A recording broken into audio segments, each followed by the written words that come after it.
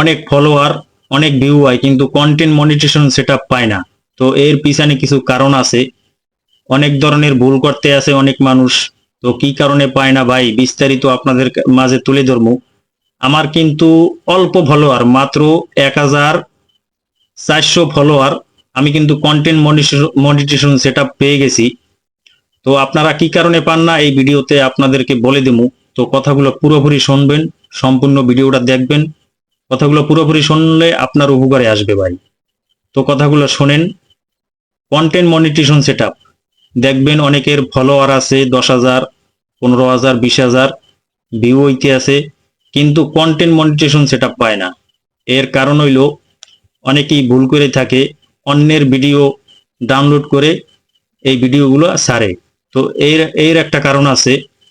এরপর অনেকে দেখবেন মিউজিক ব্যবহার করে, কন্টেন্ট মনিটাইজেশন সেটআপ আসার আগেই তারা মিউজিক ব্যবহার করে।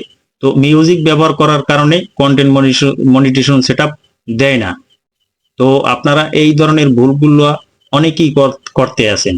তো আপনারা যারা এই ভুলগুলো করতে আছেন ভাই, এই মিউজিক থেকে আপনারা দূরে থাকেন। যারা এখনো কন্টেন্ট মনিটাইজেশন সেটআপ পান নাই, আপনারা এই ভুল থেকে দূরে থাকার চেষ্টা করেন, কারণ এই ভুলগুলো করলে আপনারা এই কন্টেন্ট মনিটাইজেশন সেটআপ পাইবেন না, কারণ পাইলেও অনেক লেট হইবে। তো আপনারা যারা এই ভুলগুলো করতে আছেন, বারবার অন্যের ভিডিও ডাউনলোড করে আপনার ফেসবুকে আপনি ছাড়তে আছেন, আপলোড করতে আছেন, তো ভাই আসলে এই ধরনের ভুল কেউ করবেন না। কারণ কন্টেন্ট মনিটাইজেশন সেটআপ আসার আগে আপনাদের একটা জিনিস চিন্তা করতে হইবে, ফেসবুকের যে নিয়ম নীতিগুলো আছে সেগুলো আপনাদের মেনে চলতে হইবে ভাই। কারণ আমি দেখেন মাত্র 1400 ফলোয়ার দিয়া কন্টেন্ট মনিটাইজেশন সেটআপ পেয়ে গেছি। তো আসলে আমি কোনো অন্যের ভিডিও আপলোড করিনি আমার ফেসবুকে, অথবা কোনো মিউজিক আপলোড করি নাই।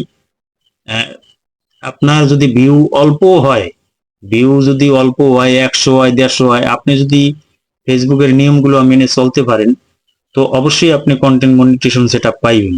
আর যদি এই ভুলগুলো করেন আপনারা, আপনারা কখনো পাইবেন না। যদিও পান, তো অনেক দেরি হইবে ভাই। তো আমি আপনাদেরকে বলবো, আপনারা যারা নতুন পেজ খোলেন বা নতুন প্রোফাইলে কাজ করতে আছেন, তো আপনারা এই কন্টেন্ট মনিটাইজেশন সেটআপ পাওয়ার আগে আপনারা এই ভুলগুলো কেউ করবেন না। তো আশা করি সবাই বুঝতে পারছেন।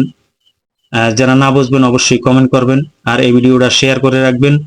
পরবর্তী ভিডিওতে আপনাদেরকে ভালোভাবে বুঝাই দেব ইনশাআল্লাহ। তো সবাই ভালো থাকবেন। আসসালামু আলাইকুম রহমতুল্লাহ।